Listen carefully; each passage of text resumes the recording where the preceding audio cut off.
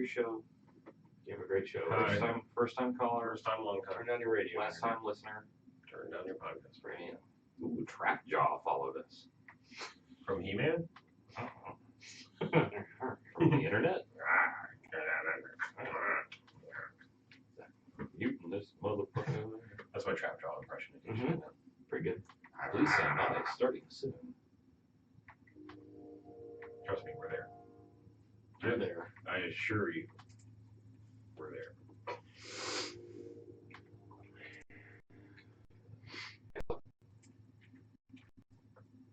Facebook. Repost, motherfucker.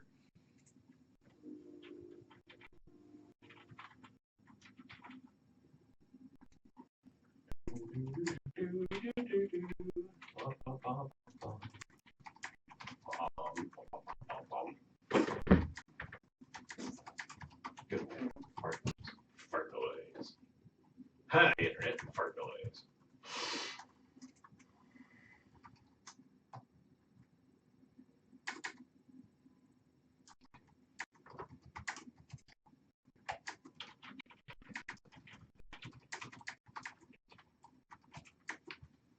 I'm tweeting. I know. All right. Yes, indeed. I'm tweeting. I get it. Hey, tweet.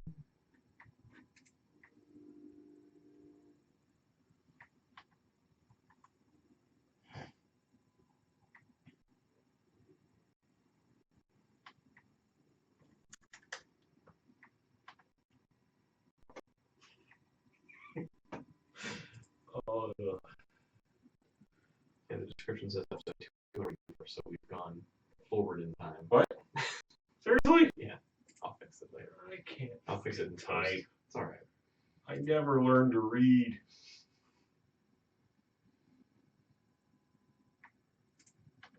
You cannot edit settings while streaming.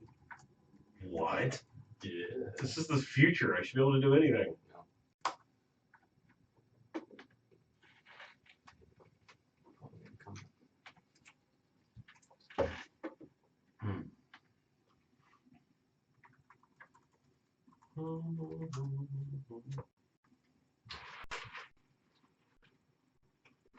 So, you want to make a podcast? We social networked up now? Yep. Mm-hmm. Sweet. Everyone knows. Everyone. The entirety of the internet Yeah. is now aware of our evening's plan. To the best of my ability. Awesome. Ready with that intro? Shall I start the music? Shall I light the lights? Come on, so we get things started on the BMFcast tonight. He's almost ready. I'm almost ready. This week on BMFcast. Feel free to dig into that bag of stuff. I don't want to get all smacky. You don't want to get all chocolatey before Yeah. the podcast. Get all. And I'm smacky. And I'm chocolatey smacky. Oh, Smacky's breakfast cereal. Chocolate smacky. Well, that would be cinnamon smackies. Oh, yeah, but I'm cinnamon smackies. Sugars. I like radio old smack for breakfast. Yeah. Cleopatra Jones is going to shake the drugs in. napalm your poppy. Mm-hmm.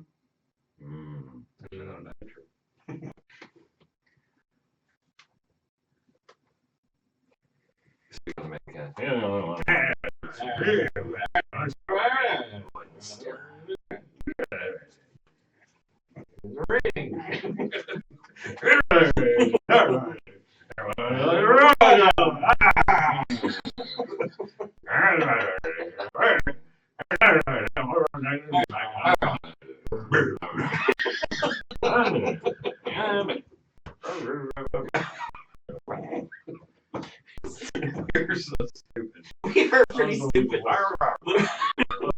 To do a whole intro that makes sense just by idiotic.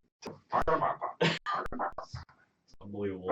Anyone actually listens to us ever? I know. Why would you? I don't know. Listening right now. What is wrong with you? I wouldn't listen to us right now. We're fucking idiots. Alright.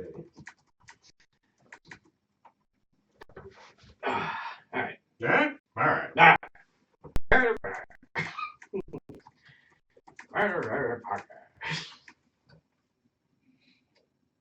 stream is clear this time. Okay. I don't know. I'm not saying watch it. I'm gonna watch it. Oh, there it goes. Fucking shit. Looks alright. Alright. From up Oh, no, in for some peas. reason it's so weird. Now it doesn't work right. So I'm watching it and you're streaming it. It's saying nothing. You should add some peas. I should. Yeah, it's pretty good peas. I believe YouTube maxes out at 7 and 20. Yeah. So we only get 27 peas? 7 and 20. Yeah. 720. Oh. 20 and 7 pence. No. I'm doing Chad Johnson math here. He just put numbers together. Oh, It okay. makes it a whole number. Okay, I gotcha. Yeah. It's the Ocho and the Cinco. Yeah.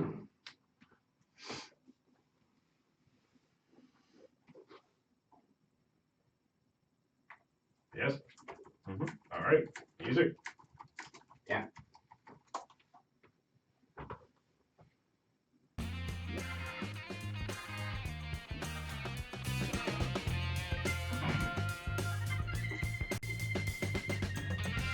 This week on the BMFcast, you're the only one that really understands what mommy means.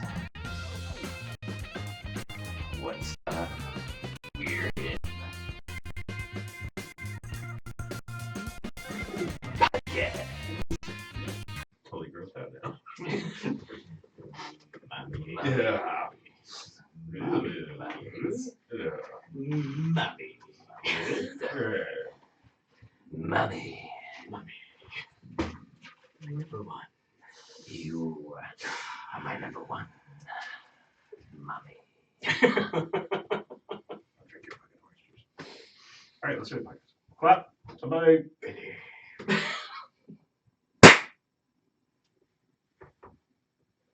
What? What? No, no, 10 minutes. no. Okay. Try it again. All right. All right, welcome to the BMFcast. Hey, BMFcast. Episode 214. Whoa. Numbers. Lots Like of them. 2 plus 1 plus 1 plus 4. 4. Yeah. So It's like 7. No. Podcast 7. Our yes. 7th episode. But 2 times 7 is 14. 2, 14. I think there's something going on. Conspiracy. Three's the magic number. Right. I'm Harlow. I'm BJ. And I'm Chuck. Yes. And there's no Mackie today because we killed him. There's no Mac. That's not true. We did not know. No, he had things to do. He was busy. More so, like, more important than us. Yeah. Like, basically. die. No. No. No. No. He's okay. No. No, he's on a farm. He'll be back. He's not hanging out with all No. those puppies. No. He's No. he's on a farm with all the other Mackies that got old and had to go somewhere special. All the other podcast hosts.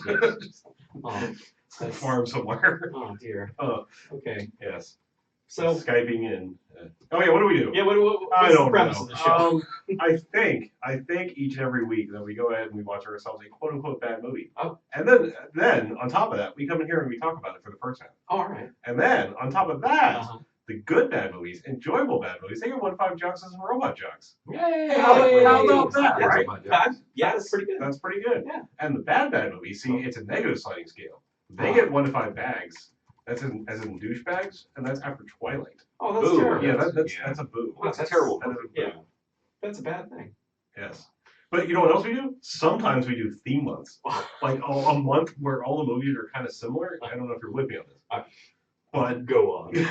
but in February, we do Blaxploitation History Month. Hooray! Damn right. And I believe we're on week 4? Yes. Week 4. 4 sounds like that in Mm-hmm. question speak. Yes, week 4 brings us 1973's Cleopatra Jones. Correct. So how about I do a plot summary? Let's switch this up. Yeah, all right. If that's how we're going to do it. All right. Cleopatra Jones is a United States special agent assigned to crack down on drug trafficking in the U.S. and abroad. After she burned a Turkish poppy deal, the notorious drug lord Mommy is furious at the loss of her supply and vows to destroy Cleopatra Jones. Mommy uses her connections with bad cops on the force to cause trouble for Cleopatra's friends and set her up for an attack. Meanwhile, Mommy is having trouble with some of her pushers, like the renegade Doodlebug. That's the longest plot summary we've ever read. I picked that one because I wanted to say Doodlebug. Renegade Doodlebug is Yeah, pretty good. Renegade Doodlebug. Yeah. Huh. Yeah, he's a treacherous renegade Doodlebug. Yeah. He's a bogart. Yeah. Treacherous Bogart Doodle. So, Rocky Batman. Cleopatra. Let's talk about who's in it. Okay. Tamara Dobson is the titular. Is it Tamara or Tamara? Tamara? Tamara. Oh, Tamara. Tamara. T. Dobson. Tamara. We got Dobson. I love you. Tamara. Ellen Fulbright is Bernie Casey. Yes. Yeah. Her man friend, runner of the BNS house, which is basically a get clean, get off drugs place. I thought it was like It's like a half Bravo house. November Sierra the whole time, but it's B ampersand S. Yep. I guess. Yeah. B also S. And then you got as the bad guy as mommy is Mommy. Shelley Winters. Yeah. Crazy ass Shelley Winters. Oscar winner, I think. Shelley Winters. Why not? Sure. Yeah. And a whole bunch of other people. Yes. Cast of thousands, many of which have been in other BMFcast movies. Yeah, we'll get to certain ones, but I mean, you know. Yeah. Antonio Fargas shows up as Doodlebug. I mentioned him in the plot summary, so I'll mention him. Huggy Bear Huggy Bear. playing Doodlebug. Doodlebug Simpkins. Notorious Doodlebug Simpkins. Yeah, so as the plot summary said, this movie opens up in Turkey, and it's a very strange opening shot because it's a camel rolling around on the ground, and we're like, what? For just a second, I was like, is she actually Cleopatra? Like traveled to the 1970s? Because that'd be kind of awesome. It'd be like Mannequin No. in the 70s. Immediately not awesome. Mannequin. Mannequin not awesome. What if Cleopatra then kicks some ass? Like if the mannequin came alive and actually kicked some people's asses, Could be better. like that Andrew McCarthy guy. Yeah. Oh yeah. Yeah. He's tough guy. Anyway, That but is that no, that it was opening Turkey because the helicopter flies over, Yeah. and yeah, she's there as quote unquote special agent Cleopatra, and yeah, she's just overseeing the burning of a poppy field, which he informs us about a $30 million street value of heroin supply. And She just looks at it and tells the British general guy, burn it. Yeah. And he's like, oh, but it's $30 million. All right. yeah, the plane flies in, drops some napalm. Lights up the screen. Yeah, one of the Turkish guys is very upset, like clasps his hands over his head. It's, I don't know if that's very upset. It's more like a Mamma Mia. oh, Whatever the Turkish yes, version of the that Turkish is. Mamma Mia. Yeah. Right. Yeah, just imagine whatever the Turkish. No, that was a pretty good movie. Turkish Mamma There Mia. was like even more singing and dancing. Yeah. It was pretty amazing. Anyway, But it cost $12. yeah. So yeah, that happens, and then she comes back to the United States. And Well, no, like she blows up the poppy field and then it smashes into oh yeah, Mommy's house. Yeah. And Shelley Winters has one tone and volume in this movie, which is just shout everything. She's just super pissed off and beating the hell out of all of her lackeys, And- except the female ones, who she's kind of sweet on.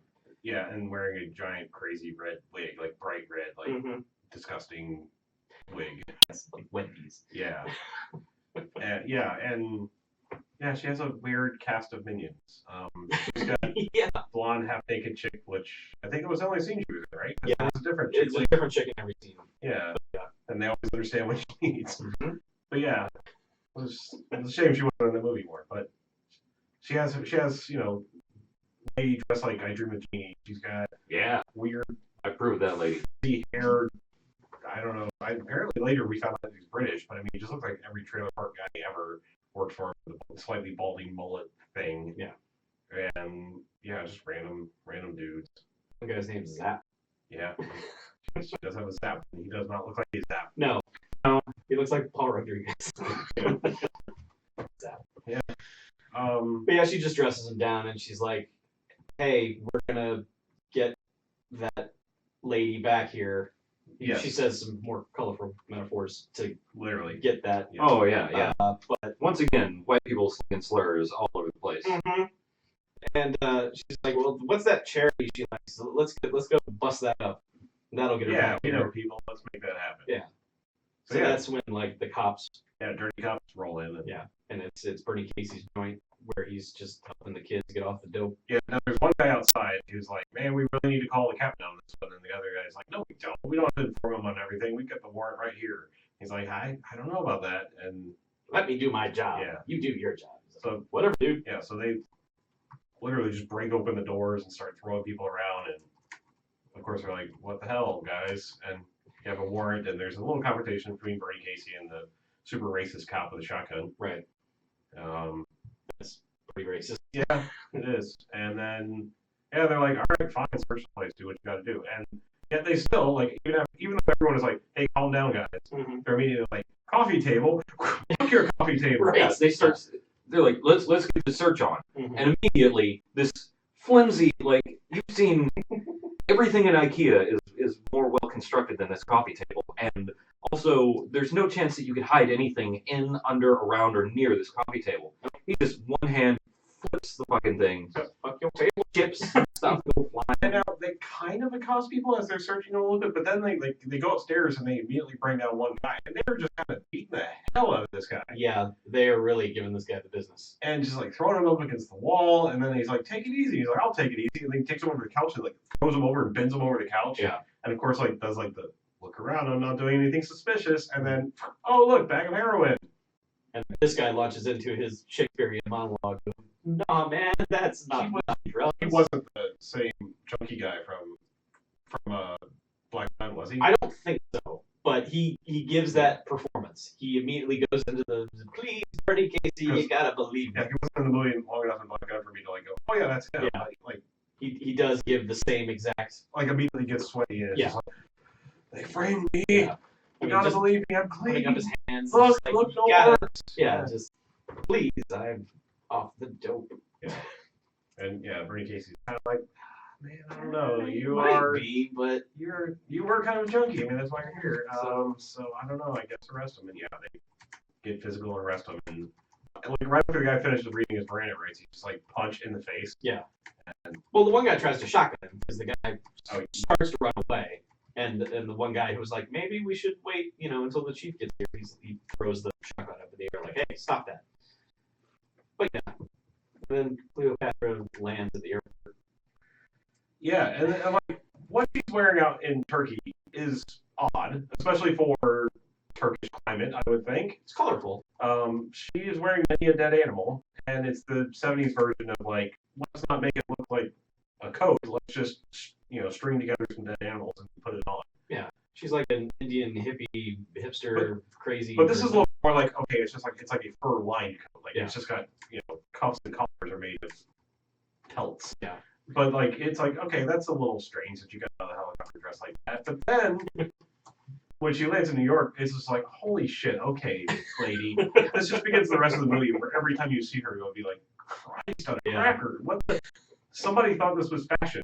Like, Well, there was a specific person credited in the opening credits with her outfits, and it's one of those situations where it's like, this is a fashion person Right. doing a fashion thing, and of course, fashion means that no one ever wears what that person Right. designed ever. So when you see her walking around the poorest areas of where in LA, she was derelict. yeah, it's like wow, that's so odd looking. Everything your whole ensemble is just bizarre. Yeah, and no one else is dressed like you. No. Like she's wearing a hat brim. Yeah, she's wearing like a do-rag, thing that she wears a lot of the movie. Yeah. Then like when she's at the airport landing and everything, she had it's like a 360 visor. Yeah. That she can. It's like a hat without a crown. Right, Like yeah. they just snip the brim off. Yeah. It's like you take those like old hats people will wear at political rallies that always get comically busted over somebody's head, and then you just take the leftover part and put that on It's top like, of your well, head. it still keeps the sun out. Yeah, it's like, Yeah. well, It actually, what it looks like, it looks like one of those soft frisbees, the one that just looks like the rings of Saturn. And Yeah. She just pulled it down over her head. we should just talk about the rest of this hat for the rest of the show because it's pretty good. I don't have something other. Yes. Well, Well, it's like in one of those space cartoons, and somebody's head pops up through Jupiter, and the rings are stuck around Saturn. Saturn. Yes, Jupiter's hat. Jupiter's got rings. Yes. They- Uranus has rings. Good night. Ran out of toilet paper. Tip your way. Okay, so we're done talking about her fashion. Just the rest of the movie, she's dressed ridiculously, and everyone else is wearing mostly standard typical 70s fare. Yeah. Just imagine like a quilt exploded, and that's her. It's That's her a outfit. fur quilt. Yeah, she is all. Yeah. Many animals died to bring Cleopatra Jones's wardrobe. Imagine like 6 foxes ran into a quilt, which then exploded and then formed clothing, and that's what she's wearing. Yes. So she's at the airport. Yes. She's foxy Cleopatra. She's a whole lot of woman. So she's headed towards to get her luggage, and immediately the bad guys are there. They're apparently their plan is just let's kill her in the airport. Sure. And they immediately lose her. They're like, where is she? Now she's like 6'7". You cannot lose Cleopatra Jones, especially in the stuff she's wearing. And she's the only colorful thing Actually, in the 70s. Chuck, I don't want to correct you, but she's 6'2" of dynamite. Okay, that's sorry, 6'2". Yes. But with the And the hottest super agent ever. yes, that is, So, that is very true. There you go. Okay, I stand corrected. Sure. But yeah, they lose her. And so they're standing over by the baggage carousel, like, where'd she go? I don't know. And like slow motion, you see her poised, coming around the baggage carousel, ready to wreck dudes. Yeah. And then she wrecks some dudes, although the dudes do more of the wrecking of themselves. She's riding around with Captain Morgan. She's like, yes. yeah. Yeah, she is. Yeah. And and you know, moving at carousel speed. yes. Of course. Yeah. And So yeah, it was slow motion and even slower. yeah, exactly. It might have actually been full speed, but because it was so slow. But yeah, she wrecks those guys and kills one of them. Right under the baggage carrier. Yeah. And the cops like run in, like old white cops run in immediately. It's like, all right, ladies, stop it. And she whips out her Special Agent Cleopatra Jones badge, which is all it says. No department. No agency. Yeah. She's just Special Agent. Mhm. And they're like, oh, well, all right, I guess you're free to go. And she leaves. And they literally just sort of stand there and jump her shoulders like, well, I don't know. I guess we clean this up. And then they go, I guess they're back at the police station. Mhm. And the chief is yelling at everyone, dressing them down, like, you know, tell me when you're going to raid a black house, because kind of don't do that, but also I need to be involved in the chain of command, but maybe don't do that. It's that vague 70s kind of not racist, but I don't think the captain, the chief or whatever, was racist. No, I mean, he's friends with Cleopatra Jones. kisses her later. Yeah. Right on Because the mouth. they have a she calls, or no, does she goes to the house first, right? Yeah, she goes to the house right there. And like they're like, you know, what the hell happened? Why weren't you here? Yeah. And well, one lady is, in case you better know who you're talking to. Like She will kick your ass. Yeah. If she, that, and also it wasn't her fault. Right. So She's she's going to take care of it. It's back on. Yeah. So yeah, they have a little moment, and you kind of exposition like, yeah, this is what happened. They busted in and found this one guy down here on the side. Everyone thinks he's clean. And they go watch a guy detox, and then, you know, there's a room where There's sadness. they're Yes. you know, gearing up for something, because they're just like they're not going to take this house. I actually think she met with the chief before that, because he basically, I think her first phone call was to the chief, like, meet me here in an hour. Oh, that's right. They go to like the burger. Yeah, they meet, and he's like, sorry, somebody knew that I wasn't there. I was going to stop them. So you need to calm the situation, because they said like you're going to have to bring in tanks to take over this house. Yeah. And she's like, give me 3 days. I'll figure out what's going on. Mhm. And he's like, yeah, just keep them at bay, because this is going to go bad quickly. So because when she goes there, she sees that loading up sequence, and she's like, chill. Yeah. You know, just we're going to find out what's going on. Right. Yeah. Anyway. So She goes investigating, sort of. yeah, she goes places. She goes places to have sort of action scenes because we need them. Like, I don't remember what order it was, but I know she goes to the dirt bike place, which apparently she got some information there. The dirt bike guy's sister is what's her face, who's dating Okay, he's the guy that was. Doodlebug. Okay, he was the guy that was Yeah, working on that's her. that Okay, connection. okay. Yeah. I didn't recognize him with the helmet on. Okay, same guy. Right. But yes, she goes there just to get information, and it's a scene with dirt bikes. They're doing a hill climb on dirt bikes, and she cons somebody into letting them ride up and beats everybody's score. And it's like, oh, you impressed me, lady. I'll tell you what you want. And all so- she really says is like, I need information, which we're not privy to. Nope. But then she's like, okay, that's how she got Doodlebug's name, because she goes to see him. Yeah. Let's talk about Doodlebug's crew, because yes, they're awesome. As Yes. we mentioned, Doodlebug is Huggy Bear. Mhm. And then he has very much, like a lot of these movies, he has a yes man. He has a, that's right. That's right. that's right. That's right, guy. And finally, about the third or fourth, maybe sixth time he says it. And I'm pretty sure they were cutting back to the exact same shot of him saying it every single time. Because they're like, Yeah, it did seem like it was the same shot. yeah. And then about the sixth time he said it, he was like, you're one more, that's right, away from, foot up your ass, or whatever he said. And it's like that. Oh, Oh, and then he gets sad. Yeah. And then his other member is named Plug. Plug. Plug. Pickle.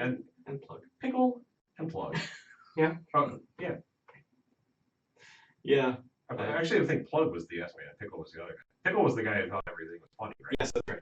Yeah, Pickle's the. Yeah, Plug was Plug the, is was the the that's idiot. right. And Yeah. then, yeah, Pickle was the everything is funny. Yes. So this is 2 weeks in a row. Character name. Yeah. I To be fair, I think that our trampoline artist was Pickles. the plural. Yes. You're right. So Different. They're probably Entirely it's different. a family name. They're probably related. Right. Could be. Pickle and Pickles. yes, and then there's also Tiffany, who's Doodlebug's kind of girlfriend, singer lady. Yeah. And Mattingly. Oh yes, oh god, yes, Mattingly, his English butler, who everyone thinks is hilarious. Like he's just like he comes like, Mattingly, I'm thirsty. Prepare me a drink. oh yes, just a moment, I have to go get some ice cubes. And he's You're like, like, ice cubes. What a dork. What a British dork. Yeah, go get some, Mr. Belvedere. Yeah. But No. Ice cube. yeah, so And that's when Cleopatra Jones comes in. She's like, you guys did something, didn't you? yeah, and they just have a talking scene, Yeah. like no fighting here, and he shows up and they just have this like deadlock stare contest of like, Well, Tiffany's like, there's another woman in this house. yeah, How dare you? and she's tall, Yeah. and wearing some ridiculous clothes. Well, she's wearing a spacesuit at Yeah. that Oh, point. that's She was right. wearing like don't microwave Cleopatra Jones because she's in aluminum foil. So Cleopatra TV dinner. so yeah, they're just kind of staring each other down, and Mattingly takes Tiffany off to go shop. And then Cleopatra just kind of leaves. Mhm. Again, I guess got a little bit of information. Yeah. Because he rolled over on somebody, right? Like, he gave her some name or some way to go. The guy from Shiva Baby that he goes to see later, that she goes to see later. Oh, right, yeah. That's a Snake skin. Yeah. okay. And I believe she leaves there, and again, just kind of random action scene happens because Mommy's crew basically just kind of keep trying to kill her. Yeah, but when she left Bernie Casey's house, they were like, "Yeah, right on, see you later," and then they shoot Bernie Casey. Yeah, that's right, in the shoulder. Yeah, And then, that's right, she pulls out, we will now have to correct herself. She pulls out the same stupid-looking Uzi Plus from Shiva Baby, Yeah.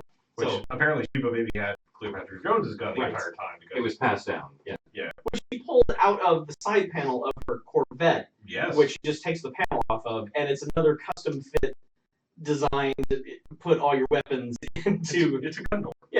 Sure. I've got one in my car. Gun door. Gun door. Isn't that the Gun door. Yes, the king of Gundor. yeah the Blow the horn of Gundor. king of men? Yeah, like that. So yeah, so that's a scene where she chases guys off roof and then like goes into the building and waits for them to come down, and like they come down in terrible disguises. Like, look at us, we're old in wheelchairs, and she's like, nah. Yeah, they're like, get her! And of course, she's already shooting. She at that shoots point. them through the door. Yeah, steals her stupid wigs. 'Cause, yeah, she threw them at Doodlebug. Yeah. Sorry, I keep wanting to say like Doodle Jump or something other bug. You know, like Yeah. Well, sure. we need to make a Doodlebug game for drones, and we'll make a lot of money. Okay. Doodly bug. Flappy Doodle Bug. Yeah. But yeah, she It'll be a throws bunch of the, crack pipes. That's the plan. she throws the wig at Doodlebug. It was like, you tell mommy that I'm on to her social security old people. Yeah. Right on. Right. And that's the end of that. Yeah. And then I later, think this is when the car chase happens, when she leaves there. A lot of scenes of this movie kind of just randomly happen, but yeah, they kind of make sense at the time. I mean, sure, They're fun in the moment, so Yeah. could be, yeah, sure, why We'll not? go with that. Okay, Oh, yeah, sure, let's talk about this car chase. Okay.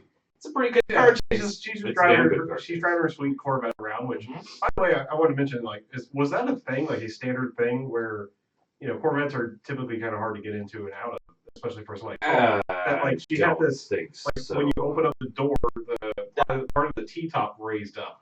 From what do I read, not. that was custom made for this movie so Okay. that her afro would fit into the car. Sure, well, she's Without- really tall. yeah. Yeah. Yeah. So yeah, they custom. That was pretty fucking sweet. Yeah. I mean, every time she opens the door, you have to imagine, like, a little rise-up T-top thing. When Yep. And then when she closed the door, it was... Mm-hmm.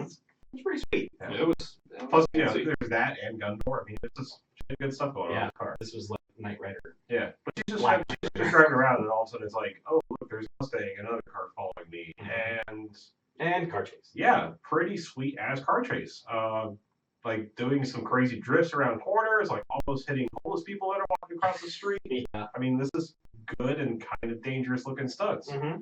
And then it does the best thing ever. Like if you're in shitty LA, where do you drive? You go to the LA River. Of course you do. That's the only place to go. That's the only place you need for a car chase. Yeah. Yeah. You go directly from San Francisco to the LA River. Mhm. Double Dutch disco. Something like Yeah. that.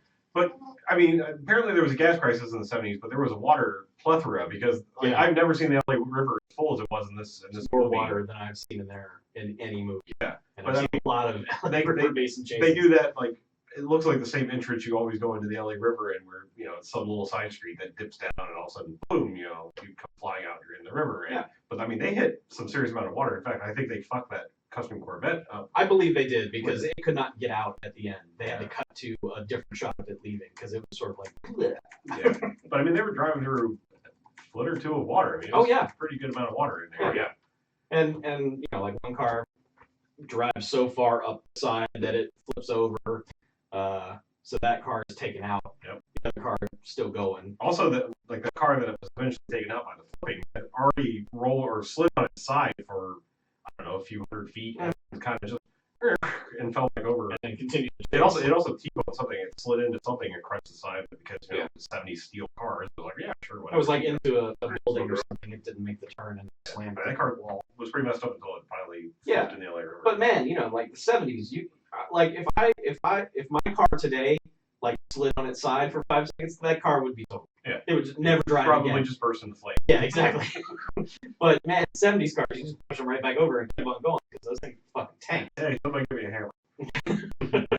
But yes, a pretty badass car chase for any movie, much less a exploitation movie. Because I mean, this is filmed fairly well and goes on for a while, and some crazy shit happens. Yeah, it doesn't seem It's not just simply a traveling montage where they kind of go fast. I mean, this is dangerous. Yeah, this is like mild French Connection kind of bullshit going on here. Some people were involved, really making this look like people might murder, get dead at some point. Yeah, they did a good job. I was very Good impressed. car chase. Yeah, and anytime Best it car goes, chase since Bullet. every time it goes in the LA River, it's good stuff. Yes. So they probably have better car chase.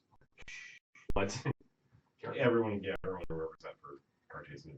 Man, Bullet did not have the best car chase. Yeah. Anyhow, moving on. French Connection. Yeah. Anyway. Yeah, so all that happens, and she's just like, she gets my horse. Mhm. Yay, Amy. the end. Let's talk about the scene where Doodlebug and company go to the club, because Yeah, I want to talk about this club. sweet club. Because we didn't know Tiffany was a singer until we see her up on stage, and Right. she's singing and a piano player and 3 backup singers and doing a funky soul version of Swing Low Sweet Chariot, basically. And Don Cornelius is the MC. yeah, I mean, as himself, yeah. best club ever. It is a Pretty pretty damn good club. fucking sweet ass club. Yep. I want to travel back in time and go there. Okay. Let's do that. Yeah. But yeah, I mean, it seems like a lot of fun. And Yes, it does. I don't know, there's jokes that happen there. I don't know what it's kind of a pointless scene overall. For the Sort of, most part, except for- it's just to get a song in the movie, Yeah. probably to advertise the soundtrack in some way. But that's when Doodlebug and company, Mattingly's taking them home, Mhm. and there was a scene earlier where his name Doodlebug Oh, that's right. He went goes to mommy and is just like, I'm going off on my own. Yeah. Started pimping this ass suit Yes, he did. with a big old top hat in his hand and a cane. Well, and she was dressed as a showgirl, and everyone else was dressed in tuxes. It was, I mean, the dress code for all these organizations is very strange. You gotta be wearing a suit, probably. Yeah, but you have the worst hair, Yeah. just greasy everywhere. Just Well, bleh. especially that one guy with the like cracked out Yeah, the balding. weird Yeah. balding mullet thing. Yeah. Who we want to track down and have him play Trevor in the GTA movie. Yeah.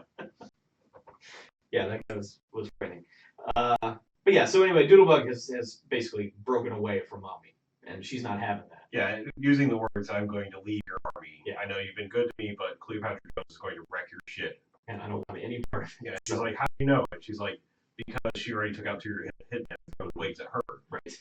So I'm out of here. And as he's leaving, it's one of the best entrances or exits you could possibly have. Yep. He's kind of like, I bid you adieu, thank you everything you've done for me, but I'm out of here super healthy. Yeah. It was just, that's pretty good. Mm-hmm. Yeah. Yeah. But then they're leaving the club. Mattingly's driving them away, and Plug and Pickle are sitting in the front seat, like whipping out their guns and showing them to Mattingly. Yeah, what do you think about this bag? He's like, It's like, oh, I didn't sign up for this. good heavens. Oh, Here, hold this. This one direction and all right. And then, like, Doodlebug goes on this monologue about his hair. Which is terribly sexist and awful, but amazing at the same time. Kind of, because he's basically, like, equating a good haircut to a woman, and Because for whatever reason, like Tiffany's now very distant. Like she's sitting in the corner. shit to do with it. She's just sitting in the corner, like, no, please don't talk to me or touch me or anything. Well, because Cleopatra Jones has been there. Sure. And, yeah, so he just goes off on this thing, like, you know, At first, I it sounds bet like the he's trying to entire be sweet.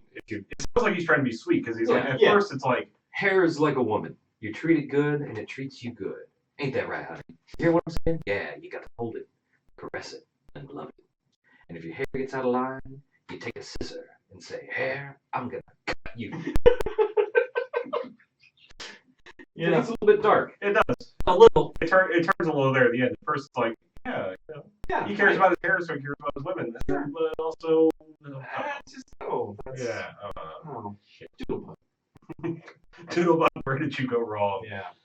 But then, out of nowhere, an army of garbage trucks shows up and just starts ramming the shit out of their car. Yeah. Kills everyone in the front seat. Yep. Mattingly, Pickle, Oh, poor Mattingly. Plug.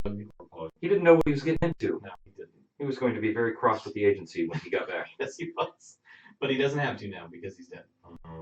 And Tiffany runs off. She's like, fuck this. Yeah. Takes off. Good And plan.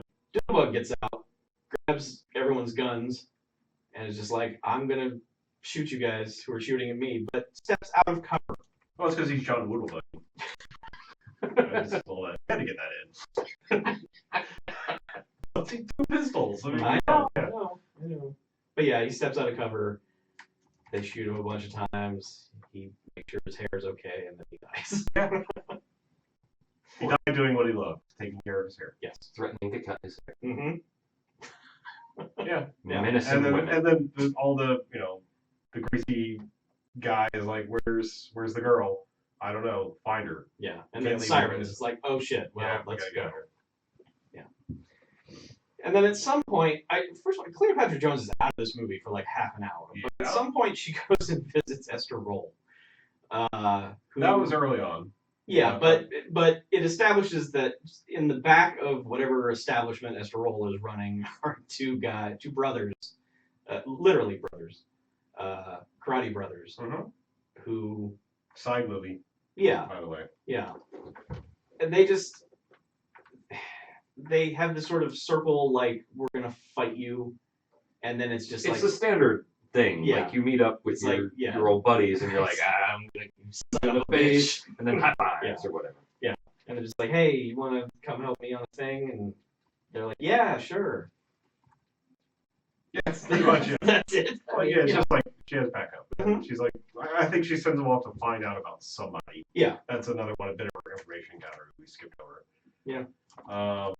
Is this when they go meet up with the dirty cop guy? I think so. They go to whatever the bombed out building is they go into, and they find that the really, really racist cop from the beginning of the movie is trying to sell guns that he stole from the precinct. Right. And so there's a Yeah, they bust him, and the cops roll in when it's all over, and they're like, yeah, here's your dirty guy. Told you. I mean, there's a decent fight scene here where she comes down the fire escape. Yeah. And even though he has a gun on her, he's just like, now you just stand there and don't do anything, and I'm going to walk right by you. And she's like, yeah, okay. And he does, and as soon as he gets, back to her, she immediately slow motion, karate kicks him in the back. I know, to the stomach first. Oh, that's she's right. walking by, like, Yeah. close lines in the stomach with your leg. And then, like, he kind of doubles over, and then she's like, He makes good face. yeah, she like basically karate kicks down onto his back. Right. Fucks him up. Man, that had to really hurt. It looked like it hurt. It looked like she kicked the shit out of him. Because when he gets up, it's pretty obvious, at least for the sake of the movie, he hit the ground first. Yes. Because he's getting messed up after that. Yeah. And the cops are like, how dare you do this? Get him out of here, you rotten cop. Yeah. Grr.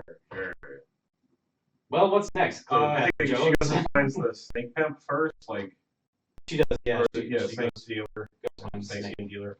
who is Is actually his name is Snake. yeah, he's the salesman pimp guy from Shiva Baby. Oh yeah, the pawn shop pimp. Yeah. Pawn shop him. Yeah. Okay. And he immediately starts. Well, he comes at her with a knife first, Right. and she just She throws him through a door. yeah, she grabs the knife, throws him through the door, and then is threatening him with a knife. And she's like, "I hear you're a pusher." And he's like, "Would I be living in this shithole if I was a pusher?" Yeah. She's like, "Well, you might." Yeah. He's like, "All right, yeah, spill my guts." And she just starts busting up all of his stuff. And he's Mhm. like, "Oh, what's wrong with you? Why are Yeah, you she doing messes that?" up his hot plate. Oh, yeah. There's Ritz crackers all over the ground. And just, Like it's grilled cheese. yeah. It's a table flip revenge. Right, Yeah. exactly. And she finds a stash and starts cutting it open and spilling it everywhere. He's like, "Oh no, why? Why are you doing this to me?" And then she goes back to see the dirt bike guy who's working in a garage. Yeah. Trying to find her Tiffany. Tiffany, the sister, and he's like, I don't want to help you. And she's like, they're gonna kill her unless you help. I help protect her. He's like, yeah, you're probably right. Okay, she's at this church. Okay, so goes to the church and is talking to her over, and it's weird because like Tiffany sees her and is like, oh thank God you're here. Mhm. They're gonna kill me, and she's like, yeah, but they're not because now I'm here. Until the cop that, not the captain, but the cop who was preventing all the violence in the first scene shows up and is like, haha, I work for money, I clean up loose ends, now I'm going to kill you. Mm-hmm. Basically, Yeah. that's exactly what happens. And Yeah. it's just like, get in the car, we're going to place. Yeah, they go to a junkyard. Yes. basically. An auto auto salvage. destruction Yeah. place.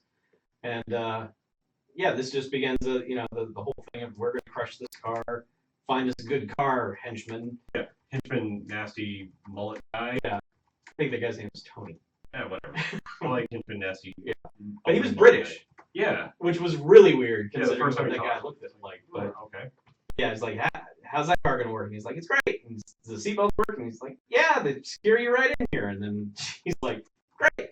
And she steals her henchman and they crush that car. And him. Yes. Well, they drop it first because he's like, put me down. He's like, oh, you want down? Yeah. Drop. Dong. Yeah, crack on the steering wheel. Then crushes him.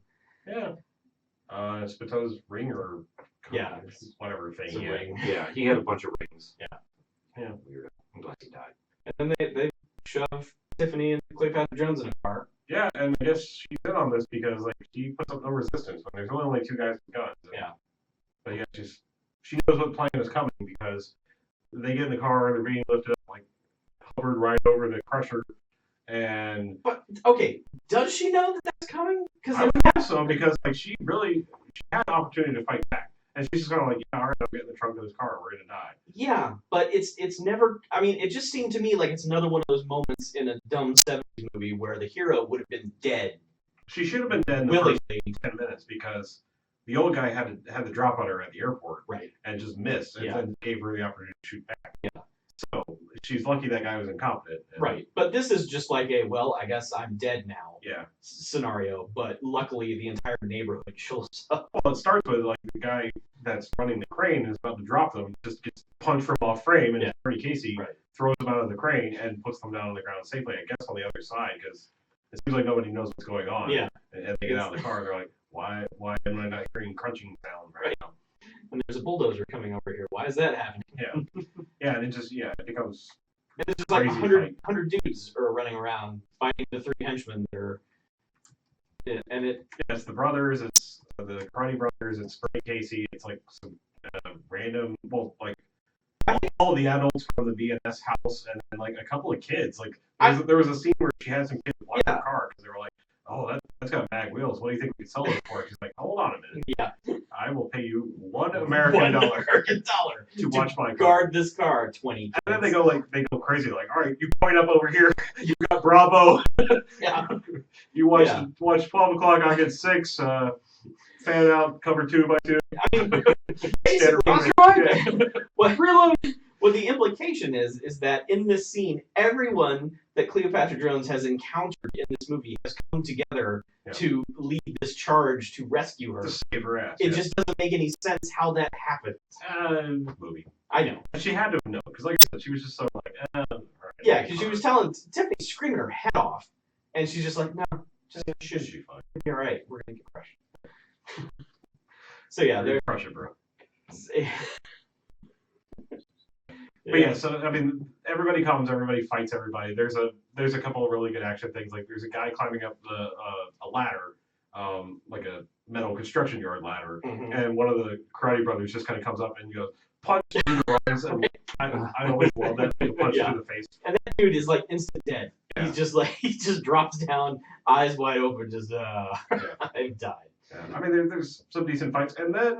Well, not a deep. Well, I was just saying, like, I was gonna say, like, and then the movie decides it's time to match up Cleopatra Jones, 6'2", dynamite, all of that, versus Shelley Winters, Yes.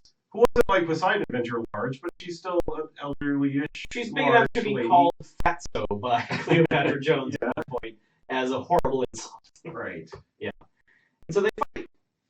Yeah. And Cleopatra Jones doesn't have the easiest time with this. It should just be an No. immediate murder of Shelley Winters, but it becomes sort of a struggle. There's a really good shot of like slow motion, like Shelley Winters getting kicked in the chest, and then she's like, oh. Yeah. But then like she gets away and runs up this crane apparatus thing, and Cleopatra Jones is like struggling to keep up with it. It's like, okay, you're probably wearing absolutely ridiculous shoes, but still, Shelley Winters. Yeah, really. You should be having no problem here. But yeah, she does catch up with him, and basically just kind of gets up the top and goes punch, fall. Yeah, I win. Yeah. Basically, she falls Yeah. and they just look down at her and it's like, well, Yep. I've solved this problem of this movie. Let's have a party. Yeah, so they have a little shindig outside the BMS house, and the police captain guy showed up, and everybody showed up, and they're having a bon voyage Cleopatra cake. Yep. Because Bernie Casey asks her, how long are you going to be this time? And she's like, till the job is done. So all the drugs are gone. Yeah. So So the world is rid of drugs. I see Bernie Casey, I'm never coming home. Nope. You will never see me again. Yeah. That's the Bye. second time our heroine has run off Mm-hmm. on the man that she sort of sees sometime when she goes back home. 70s, man. Well, there's lots of drugs to take out. Yeah. And lots of poppy pills Job. to burn. Lots of Was she specifically targeting heroin, or was it all drugs? That's where I don't know where she draws the We're line. going to have to watch the sequel. Yeah, because Cleopatra was in. Did she work in the Casino heroin Gold, division? is that what it is? Yeah. Okay. Which I guess that was kind of set up for the sequel, because get in the car and go off on other misadventures. Cleopatra Jones. The movie does well enough. But yeah, everybody's there, and everyone's like, "Right on, Cleopatra Jones!" And the junkie's there. I guess he's gotten free. Well, not junkie, ex-junkie, Right. who was framed. The Shakespearean actor. And like He does a everyone double. everyone's like, she's driving off, and everyone in unison is like, "Right on!" And then he has to like freeze for a second. He's like, "Double." Yeah, right double on. right on. And Thank then you so much. everyone's still like, "Right on, Cleopatra," and until the police captain's like, "Right on, Cleopatra." And a freeze frame on him as one of the karate brothers is looking at him like, oh, you crazy white man. Yeah. And It's an odd and unusual freeze frame, but funny nonetheless. yeah, sure. It's better than the Black Belt Jones freeze frame. Yeah. So And we do get a Cleopatra Jones song at the end. It's just Hey Cleo. it's not very Star It's Wars. not very good. The opening song was kind of about her too, but not very good. So no. No Star Wars. I mean, music again appropriately funky, and the car chase music was like when that kicked in, I was like, "Fuck yes, this car chase better live up to it." And then it did. I was like, "Shit." So, and then the song itself was pretty good. I wanted to see next week's show too, because he was going to put a glide in our stride and a dip in our hip. Yes, All it that, was. but All of those things we're gonna have. I need some blood for my stride. Yeah. Yeah, getting a little hitchy. need some lube for your gum. Is that what you're saying? So you mean it's about to rain? Right. Okay. It's going right. Right. Anyway, so no Star Wars. We have people coming close to Instant Wars, but nothing spectacular. No. Not quite the level of. Our instant favorite from Sheba Baby does not go full instant, Yeah. although he is borderline just whoa. Yeah. He's close. Yeah, just not as good as his later performance in Sheba Baby. Right. So So the rest of the rating times. yeah. Anyone? Harlow? All right. I don't think we do like to mention at the beginning. This is actually from the director of Slaughter. Yeah. It's not Slaughter, obviously. Nothing is slaughter. Exactly. I really enjoyed this movie, however. In trying to talk about it, I'm realizing that some of the scenes are a little bit disjointed in that kind of like, this could have happened anywhere until you go, oh yeah, except for she had this piece of information, connect the dots kind of thing. Right. The collection of scenes, though, is really fun. Cleopatra Jones doesn't do a lot to sell the action of her part, but it's good enough, and it's better than like TNT Jackson. Mostly car really, sadly. I really enjoyed this movie and was surprised by the car chase, and the dialogue was, again, I felt more natural than some of these other movies have. Had that kind of Black Belt Jones thing going on, where it's like, yes, this is fun dialogue, and you don't know where it's going next. So, all that being said, I've been hovering somewhere between a 3 and 4 jocks actually. That high. I think I got to go 3 though, just because the movie is slightly disjointed. It's very good though. It's like right on the line. It could go higher, but I think I'd rather watch Black Belt Jones because everything is sold so much better fight-wise in that. Right. So I can't. I know we're not supposed to compare movies, but We can do whatever we want. It's our I know. I'm just saying. Like, I try not to compare movies when I think about this because I'd have to think back 200 movies that we've seen. But Yeah. I just think about the week 1 and the week 4. It's like I'd rather watch the action bits of this, but this is an equally fun movie. So pretty damn close. So 3 jocks. 3 jocks. Okay. Yeah. I mean, it's fair to look back over movies and go, yeah, these are the things that make what I consider. It's sort of how we define our own personal ratings. But I actually really liked this for most of it. Good goddamn explosions in the beginning. Yep. And a really good car chase. Yep. And super hunky. Yeah. I neglected to mention, I don't want to step over your review, but when the crew, the Bug crew went out, it actually really made me sad. Like, I mean, technically, yes, he's a bad guy. Yeah. But he never really did any bad guy things except for talk about possibly cutting some bitches. That's He was obviously running some drugs. Right. He was doing bad things, but like his crew was fun, and it was sad. But That's right. They went out like that. And I was like, oh man, That's right. Now we're done with Plug and Pickle. And Plug. Yeah. And That's right. Anyway, sorry. So I got to give it 3 jocks. I would watch this again, but it's missing a little something. Needs a little more pop. I don't know what pop is. Some sizzle. Yeah, some sizzle. Pop. Okay. I know we're not doing the sequel next week. We probably will revisit it at some What point. is the sequel? Cleopatra Jones and the Casino of Gold. Ooh, yeah. I like it. Yeah. Which means she will probably be wearing lots of gold herself. Maybe. Blending right in. Blend right in. She'll just be made of gold. Okay. Watch that. Watch. Oh, lady.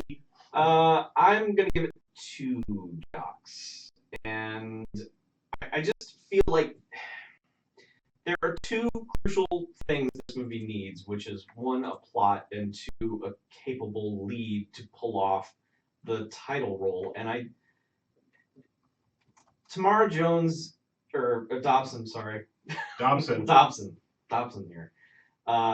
She's a fine-looking, statuesque lady. I mean, she would be a force to be reckoned with. I thought she'd be a lot prettier if she wasn't wearing stupid clothing the entire time. I agree with that. However, I just don't buy her. It's like the movie has all of the people who encounter her sell her character more than she ever does, more than she ever acts or seem. It's almost the same problem with Sheba Baby, where okay, Pam Grier is a badass, but this movie is not showing her to be a badass. The sliding down the fire escape thing and just that look of like, I'm going to fuck you up. There are moments, but kind of more badass than anything Sheba. I know, but she speaks very slowly, and it's like, okay, this movie only has 15 minutes of plot to begin with, and you're just really dragging it out, and it's just, it's just, you want this movie just to hit you in the face with awesomeness, and it's just like, just the ancillary stuff is really good, but the main things about this movie, the main character and the story, are not. So I do like it. That car chase is great. I wish that car chase had been in Black Belt Jones because that would just bump Black Belt Jones up big time. Yeah, I was just a little let down by it. Okay, fair enough. Yeah, but it has great bits. I thought, Great bits. I mean, as far as Tamara Dobson goes, I think she's a fine woman. Mm-hmm. I think she's not a bad actress, but No. this really doesn't, like, she's not an action actress. I just never felt like she was a badass. Yeah. People were telling me she was Yeah. a badass, but She I was waiting for her to really just be like, whoa, I don't want to mess with her. She just didn't have, like, were this movie to have a bigger budget or some more careful attention, she'd have had more than 35 minutes of martial arts training, Right. and she'd have been able to do some action scenes besides axe kick the guy in the back. But I thought she was pretty decent actress. Yeah, like, she's all right. Like Harlow said, that look when she slides down the ladder, you're like, that's a look at somebody about to fuck somebody up. Yeah. I mean, look, better than TNT Jackson in every way. Oh, I mean, that easily. movie was fun in a really bad way because it was just really terrible. Right. This is better than that.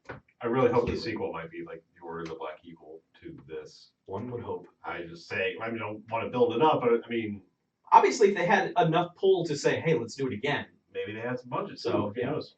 We'll see. Casino of Gold. We'll see when we decide to watch it. Yes. Anyway, let's maybe take a break. Okay. For a second half later. Sure, sometime later. Let's do that. Blah, blah, blah, words. Why is everyone saying that the live stream is terrible? Is it? Well, I don't know. This is better than that. I really hope the sequel might be like Order of the Black Eagle. It doesn't sound terrible, a little warbly, but It doesn't sound like the audio's coming. Build it up, but I mean, Obviously, if they had enough pull to say, hey, let's do it again. maybe they had some budget. So, who knows? We'll see. Casino. It kind of sounds like the audio's coming out of one mic. We'll see when we decide to watch it. Yes. Anyway, let's maybe take a break. Okay. For a second half later. That's weird. sounds really echoey for some reason. It sounds like it's not pulling the audio out of our mics. I don't know where else to be pulling from. Or maybe like just one mic. You haven't been fucking the settings, have you? Well, we fucked with all the Hey, settings. somebody tell me if this is really loud. Oh, we have to wait 45 Do it again. I know. Well, no, I'm them. I wouldn't be us. I don't. Tap it The only other mic there is there's a little mic on this for emergency. It's barely peaking on this thing though. It could be picking up for some reason. I don't think it should be though. Sure, sometime later. Let's do that. Sounds like it's not pulling the audio out of our mics. Or maybe like just one mic. You haven't been fucking the settings, have you? I don't think I can change any audio settings. Wow, this is good. Sounds like you're typing it. I mean, it should be like ridiculously loud. No, I know. Because it's that way the mic. I think it could be picking up for some reason. I don't think it should be though. Yeah, this computer doesn't have a mic. I don't have any. Okay. thing. I don't know. I never listened to the show, so. It also could be YouTube fuckery Oh, I or know. stream fuckery, so. It could be. Well, I am it trying doesn't to go matter. through the VPN, but that's because there's Comcast fuckery. There's just fuckery all over the place. All of the fuckery. Yeah. Oh, look, it's Jack Nick. Fuck him. Hello. Hey, yo. Alright, break down.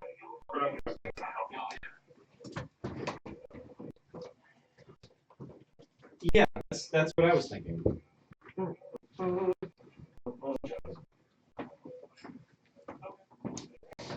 Well, I hope it's not recording that way. I mean, it's live stream. Who cares? It also could be YouTube fuckery. Yeah. Okay. Okay.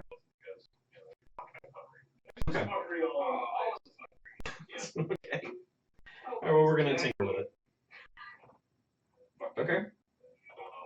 Yeah. Hey, yo.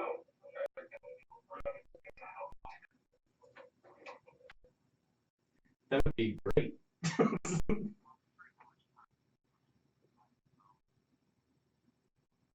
Okay. All right. Well, Well, just, if you keep listening, give us a shout and let us know if it gets better or worse. All right. Okay. Weird. Yeah. Okay. It's because we don't have the full Bad Movie Friends power. All right.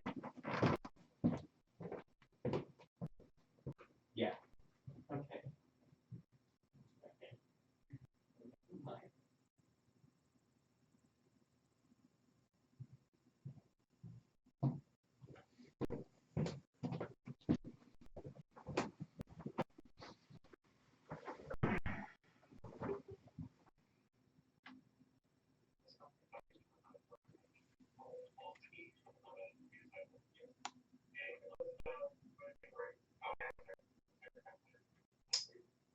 Sounds really echoey for some reason.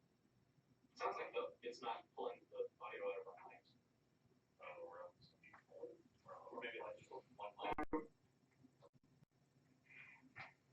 haven't been talking the settings. Well, we fucked with all the settings. Somebody told me this is really loud. I know. Well, no, I'm down. I wouldn't be honest. I think the only other mic here is a mic on this for the first year. It's fairly easy. I think it could be fixed. For some reason. I don't think it should be though. I don't see that.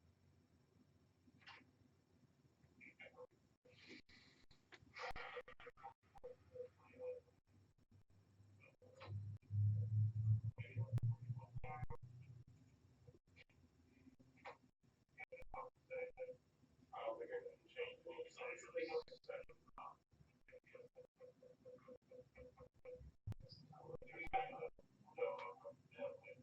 It should be like video. No, I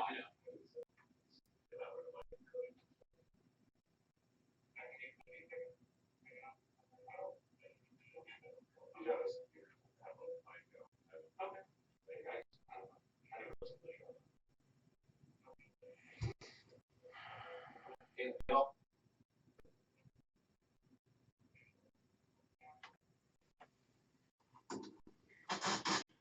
Well, I don't get it, but yeah, the live stream is not picking up audio from the microphone. Because like if I put the mic up here, you shouldn't be able to hear me at all, but my guess is that you're hearing me just fine. Like there's no having the mic here and not having the mic here doesn't matter, is what I'm assuming.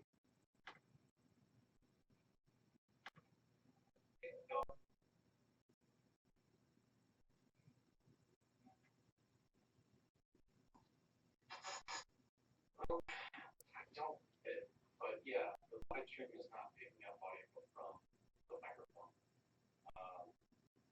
Because if I put the mic up here, you shouldn't be able to hear me at all, but my guess is that you're hearing me just fine. Like there's no having the mic here and not having the mic here doesn't matter, is what I'm assuming.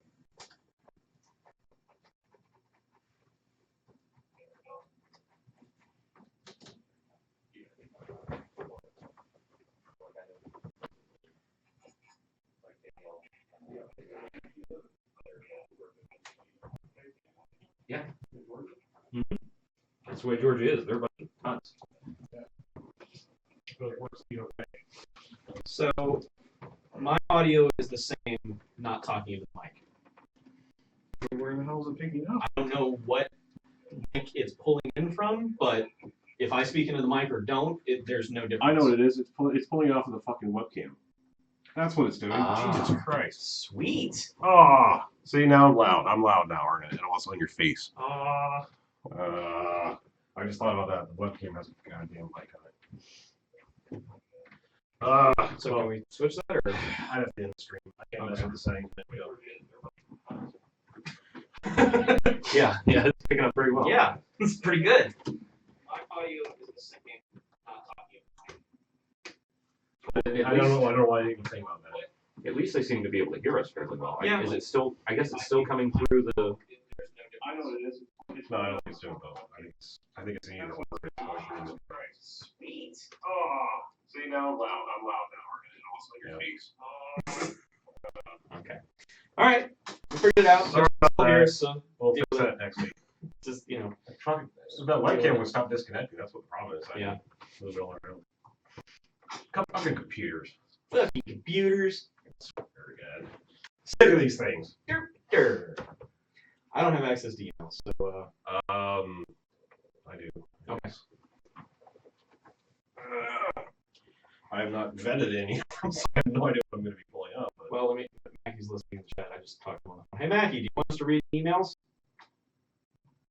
Wait, 45. He said he was going to Skype in, but then he thought talking about 12 Years a Slave would bring everybody down. Yes. So, let's not do that. okay. Yeah, hey, you're probably listening, so we'll have to wait, but were there any emails in particular you wanted us to read? Were there any emails in particular you wanted us to read, Mac? Please raise emails. So professional. But now that is just recording our mics. Yes. Okay. Yeah. Okay. You know, there's no way that mic is getting into Okay. that. All right. Just weirdness. Well, it might be, but on channel 1, which I don't use. That's only for Skype people. Okay. Which I record anyway, which is stupid. I don't know why. I know. I don't have to leave it. Yeah, good for you. Yeah, thanks. Sometimes it's good for reference. You know, every once in a while I'm like, oh shit, something happened, and it's not on the main one. Yeah, sometimes. So. Go for read all the emails. Okay, yeah. Read all the Read emails. all 40 bajillion emails that we have.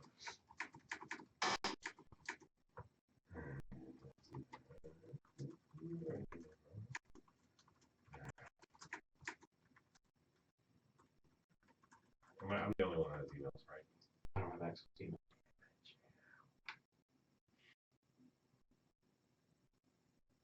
We actually read that one. Unplug that. Next.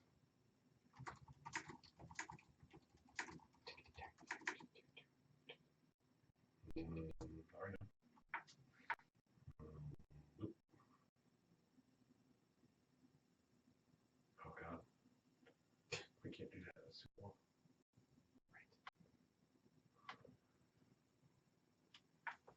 BJ, do you have any movies? Mm-hmm. Carlo, do you have movies other than the one we saw? About the Irish cop? No. Yeah, the Irish policeman. He's a Rob O'Cop. Oh, Robert.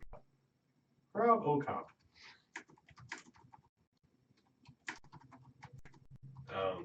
I mean, I watched the original Rob O'Cop. But it is what it is. For blaming Comcast, even though they have nothing to do with it. Fuck Comcast. Well, fuck them anyway, but yes. It had nothing to do with it tonight. Nope. It's all me. It's all my fault. It's not your fault. It's the camera's fault. Oh, It's fine. You're a fucking idiot. It is. Okay, we'll do this next week. I have to bet these. I have no idea what I'm going on with. Okay. Well, we'll just talk about it. It's going to be a short half. Sorry. That's just too much. Like, I have no idea where to go. Sure. We'll prepare for next week. Yeah. Because we will be next week. Sadly. Right. What? You're like the buzzing of flies. Go.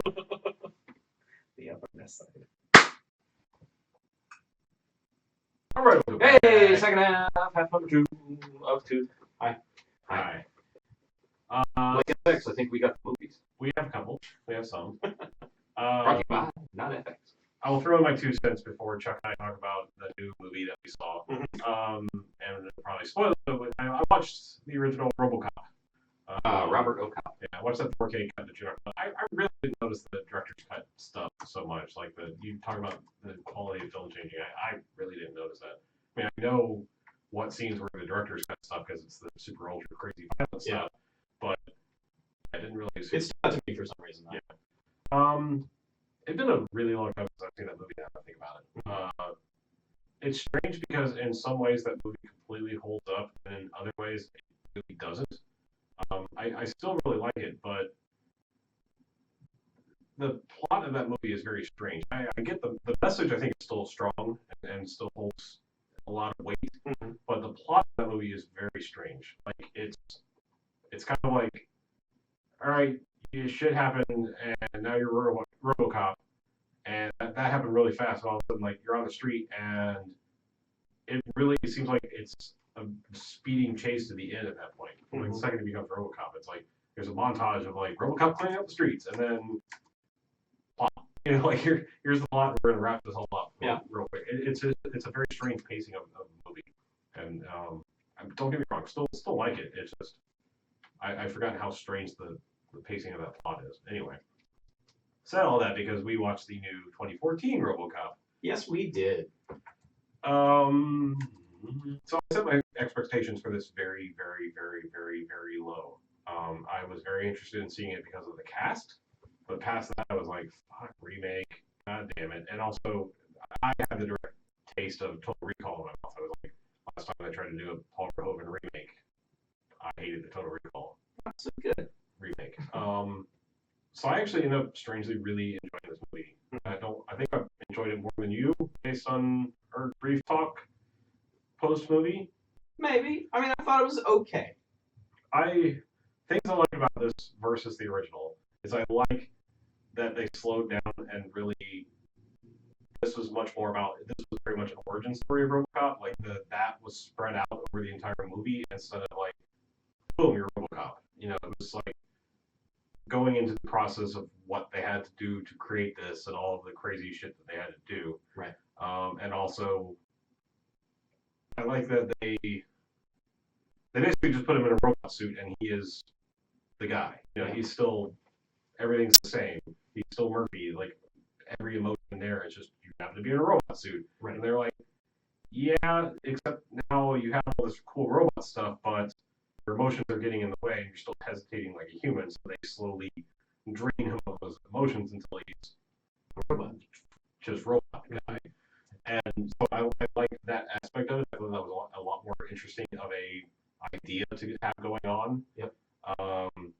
The strange thing is, I don't understand why they completely abandoned the TV mentality of the first one, like the deluge of commercials and how everyone's life was run by TV. When, if anything, that's almost more strong and true now. Yeah. There were very strong allusions to Fox News and CNN style coercing public affairs and modern events and into a very much biased and owned by a corporation news company. That was there, but like the news looked like the rest of the movie. It wasn't very clear, like, you're now watching a TV show and this looks good. I mean, I understand, like, in the future, the news would look good in HD, just like the movie, but it never had that effect of, like, now you're on TV and now here we're preaching at you from the television set.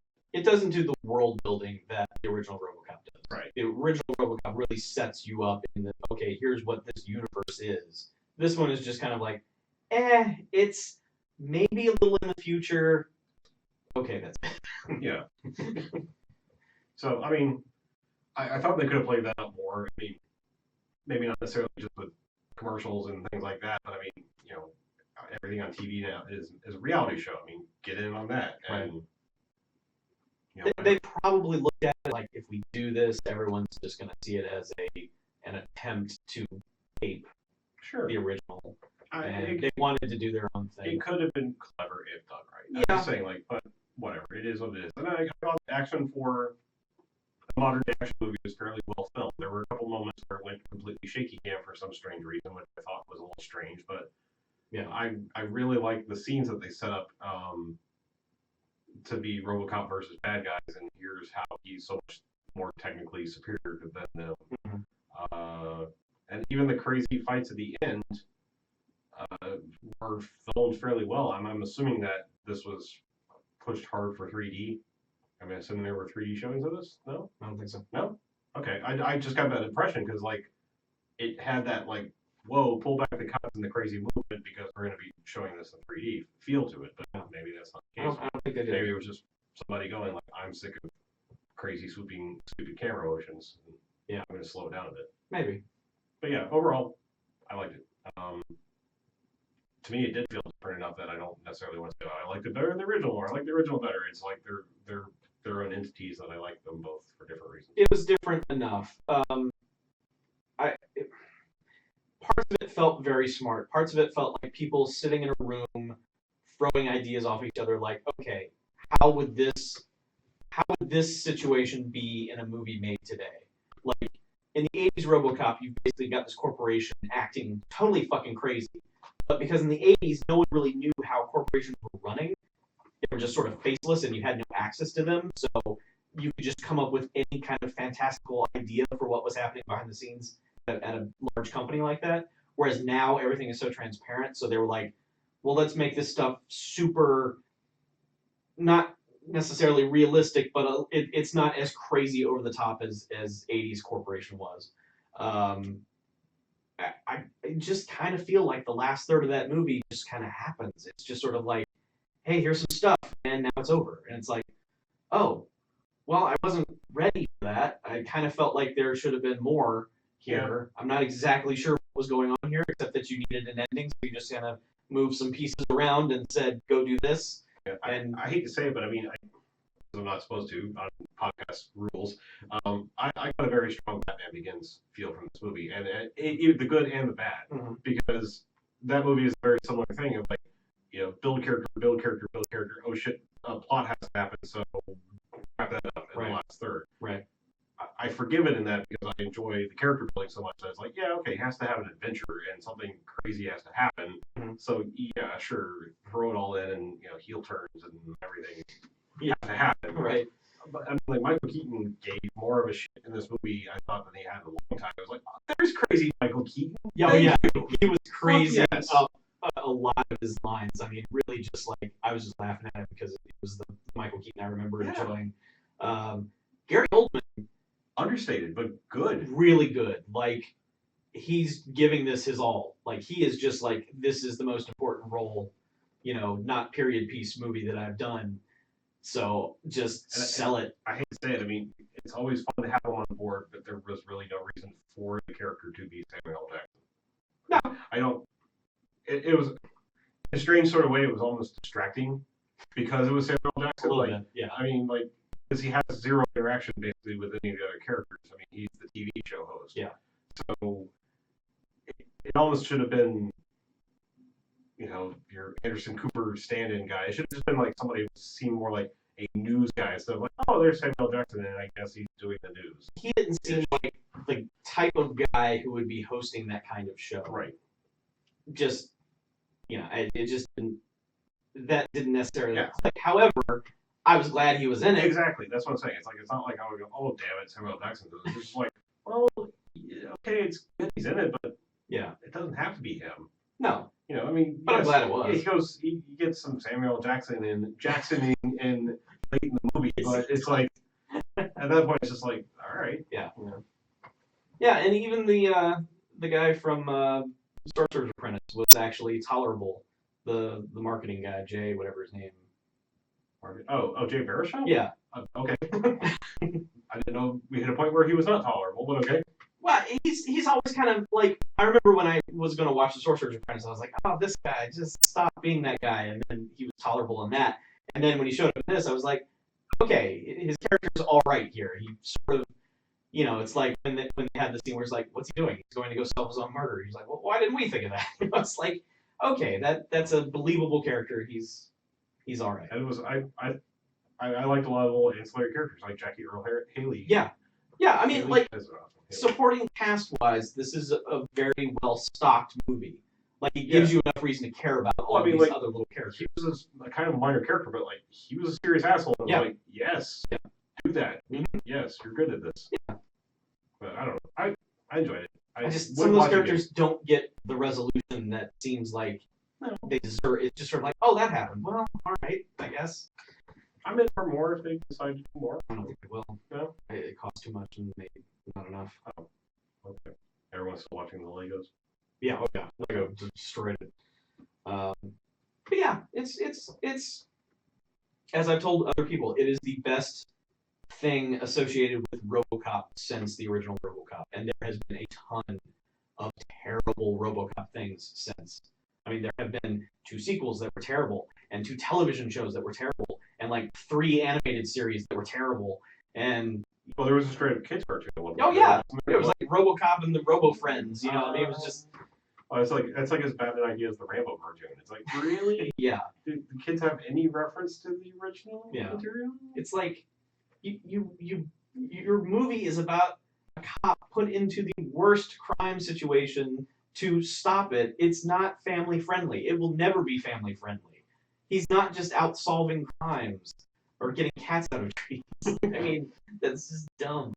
Hey, cats. Dead or alive, you're coming out of the tree. Yeah. Now, there were some callbacks like that to the first film. There were some that worked and some that didn't.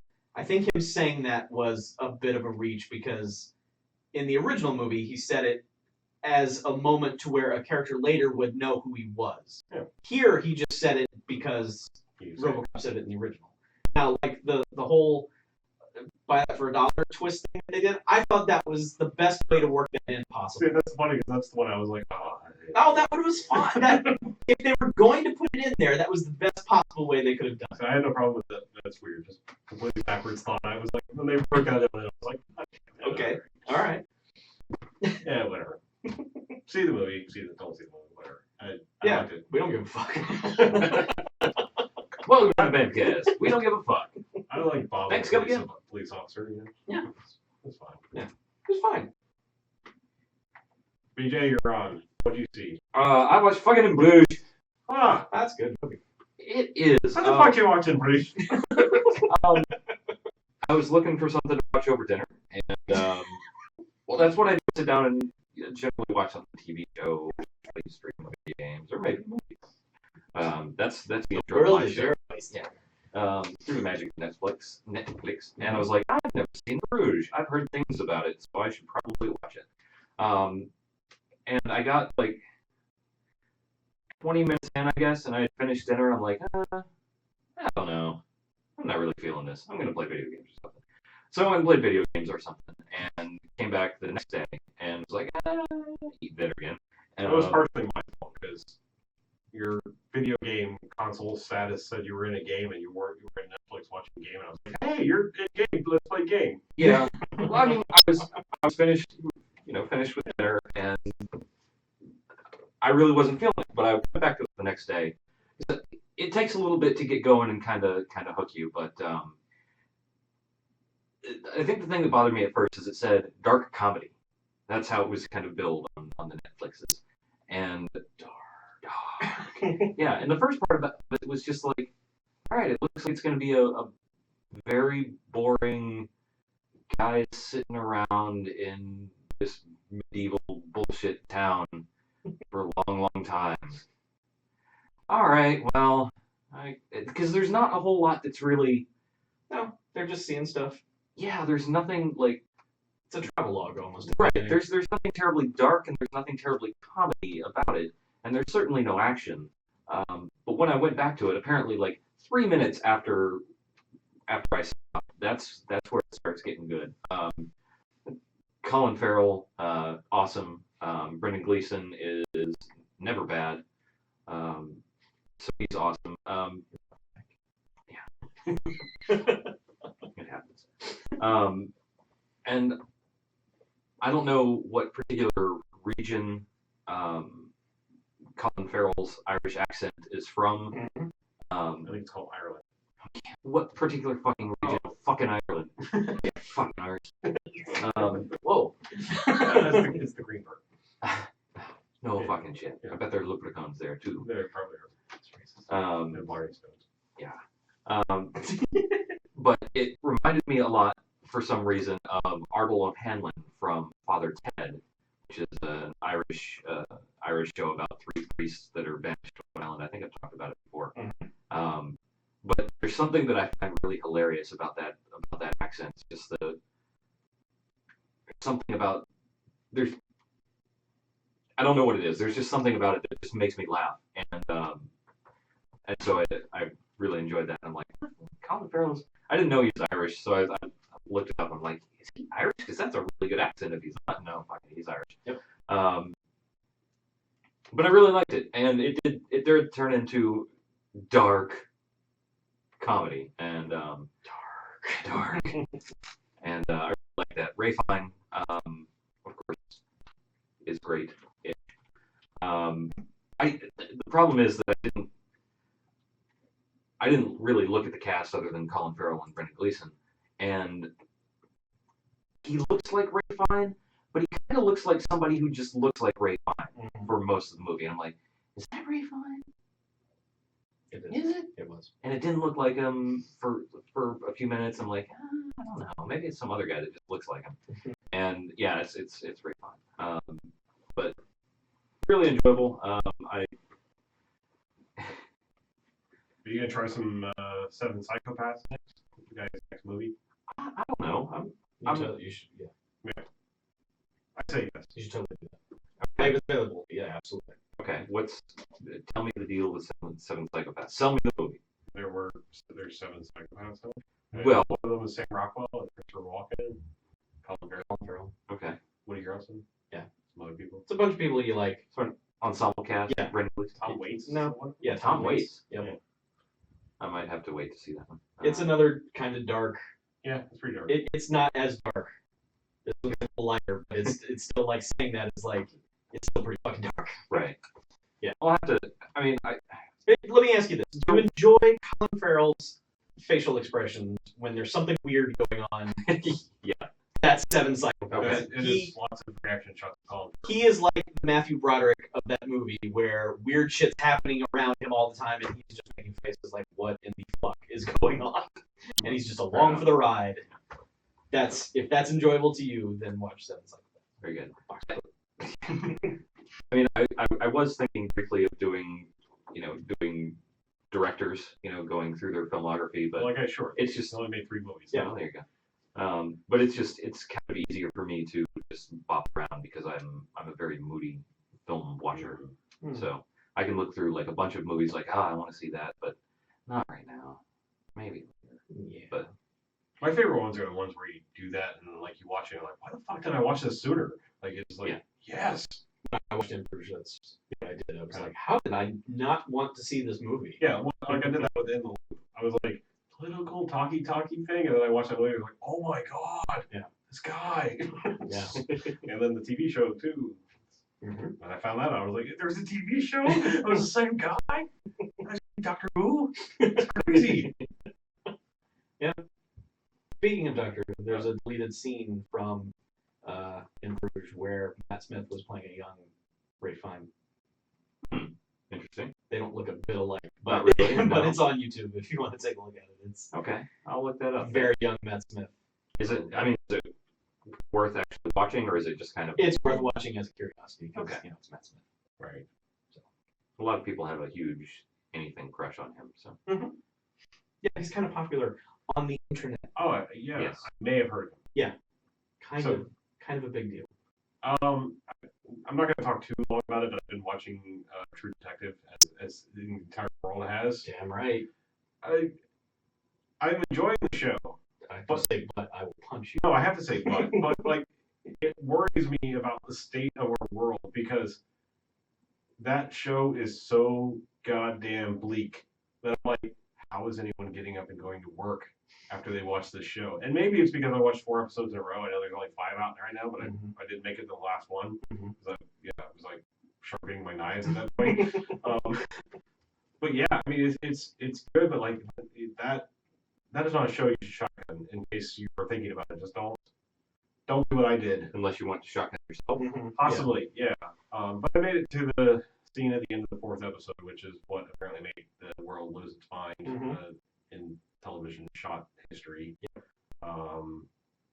It's good. I mean, that scene, the way it plays out, is really good. I mean, it is a little minorly strange to me that people are so losing their damn minds. It's like, have you not seen a Scorsese movie? Doesn't happen on television. No, it doesn't happen on television. But I mean, it's on TV, it's HBO. Oh.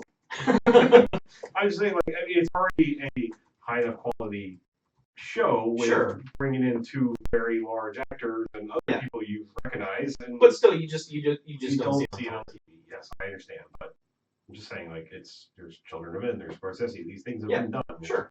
You know, well, Quran in general. I mean, Gravity did it too. But long long shots are not that crazy. But No, I guess the coordination of this the movie coordination of is that, insane. well, it's not Children of Men level. No. Coordination. That one's insane. So is Goodfellas, but whatever. Boogie Nights. All of these have some crazy coordination going on. Maybe not as. Maybe you just don't see this on TV. Still impressive. Just saying, calm down, people. There are other examples. Like, it's not the second coming of cinematography. It's good. It's good. Yeah. So, more to come. I mean, I'll keep watching that show. I think you, me, and Mackie will probably have a Side note. breakdown show over that one because it's. I mean, there are issues and themes and stuff going on in that show where it's just. I find it hard to explain what it is I like about that show. And the easiest way I've come up with saying it is that it is not a show you're watching necessarily for the plot.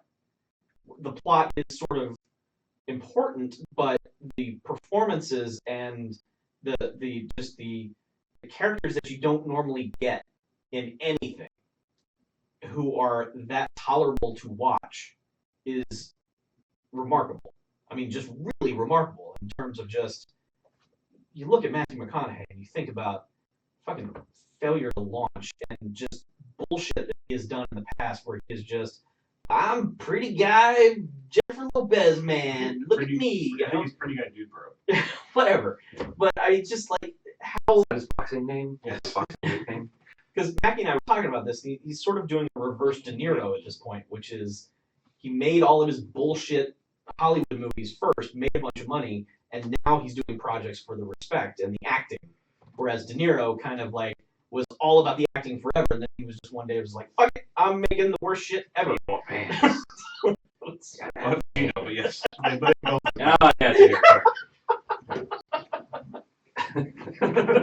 Man, I'm off tonight. That's all right. I have Yeah. no brains. we'll table the True Detective thing. Yeah. I mean, like, well, we should probably at least let a season finish. I mean, Oh, sure. I don't understand what the schedule of that is. It's like put out 5 episodes, wait a couple weeks, I think, or something. They were off the Super Bowl week. Is that all? Yeah. Oh, okay. Yeah, they took 1 week off the Super All right. So I'm much closer than I thought it was. Yeah. All right. Whatever. We'll talk more about it. I know Mackie's watched it and wants to talk about it. So it's good. I feel depressed watching it. Sure, I absolutely. Mean, like, I think that's just.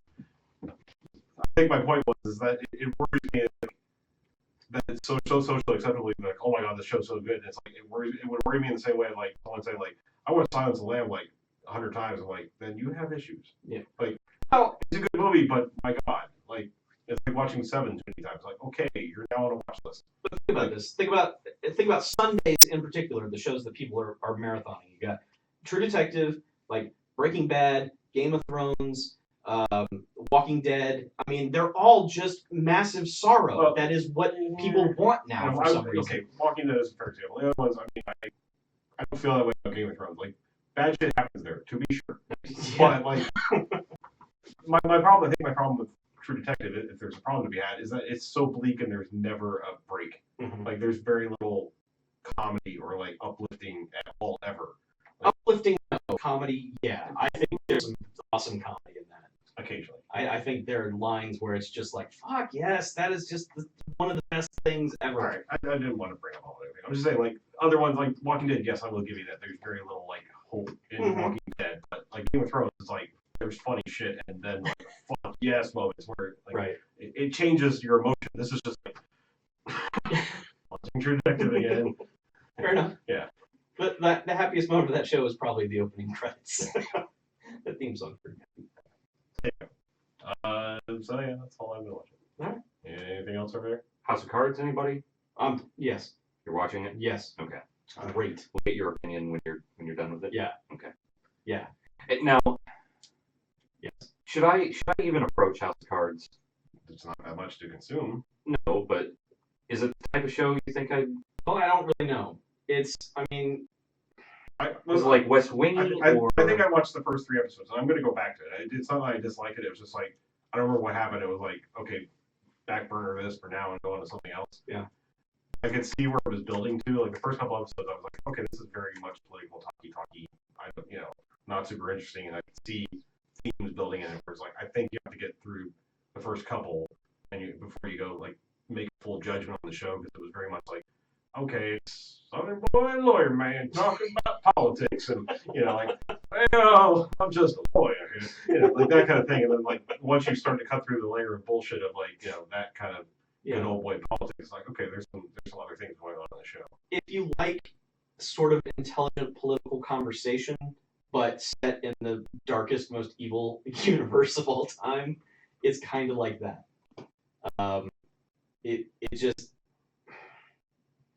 It's probably how a lot of politics actually is, but it's not how politics is ever actually portrayed. Sure. So it is not the workplace fantasy that the West Wing was, where it's just like we're having chair fights in the hallway at West Wing because our computers went down. It's fun and we're saying witty things. No, it's not like that at all.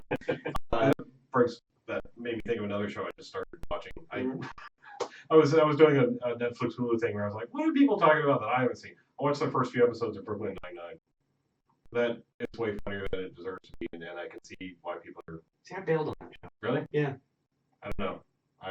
What little bit I've seen of it, it's enjoyable so far, but it gets old. I mean, I could see where the shtick would get old quick, but I haven't hit that point. Yeah. Okay. It might have just been like, I think I had 4 episodes in, and I was like, okay, I see how every week is going to be, and I just don't care. Okay. But I was That's high fair. on that show when it started. I was like, okay, this is, and everyone loves it. So it maybe it's like a 30 Rock thing where 30 Rock started terrible and then got better. Yeah, I don't know. I was digging the shtick so far, and maybe it gets old, but I'll get back to it. The kind of premise of we're cops, but we're jokey, but we're real cops and doing real things, but jokey, and it's like, yeah. Well, I found it entertaining as a companion piece of True Detective because it was like, okay, I could see cops aren't all about drama all the time. Yeah. Like we don't do our jobs, but then like when we're back at the station, it's hijinks and shenanigans. Hijinks and shenanigans. Brought to you by the police That's force. buddy cop. Yeah. Yeah, basically, it was like, I'm hijinks. And he's it shenanigans. was like, yeah. This is like if you had the entire precinct was made by Axel Foley, and you didn't have to stick up your ass people. It's like, Yeah, I'll go back to it. all right. Anyway, let's do some contact information. Of course, we're not going to tackle correspondence this week. No, because our correspondent is dead. I didn't plan. Like this was not planned. We know he's not going to be here next week, so I will research and vet some things. Mackie is dead. Long live Mackie.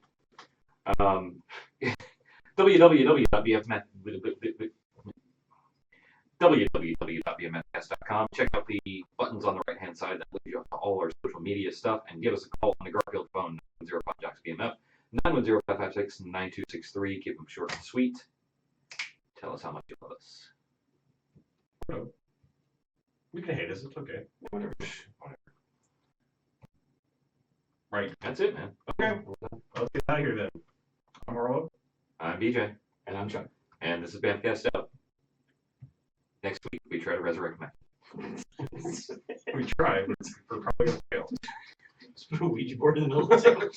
Mackie, what did you think of this movie? Yes. One job. Another cup of haterade. I can't whisper into the mic. It doesn't work. Nope. They can hear us. Not when we're making live stream jokes. You can whisper really loud like this. Live stream. Live. All right. So is that it? Do we end the show? Oh, yeah. Okay. You got into that. I don't know if you're aware of that. Oh, all right. He got it. It's pretty cool. Like, you can take the mics off now. He got it. Just... This doesn't be a thing because we can just talk loudly and we're on the internet. Volume. Sorry for breaking up the thing. Huh? I'm sorry I messed up. I also, goddamn, You didn't change the banner. Fuck, I quit. Do you just need I'm like done. a post-it note up on the computer? To Shut say up. Okay. Shut up. It's there now. Fucking idiot. Fucking idiot. Man, who ever uses sticky keys? People with sticky fingers. But like, you have to tap sticky, like, shift like a million times. Who that needs the sticky keys thing can actually... Who are the ad wizards? Who are the ad wizards who came up with this one?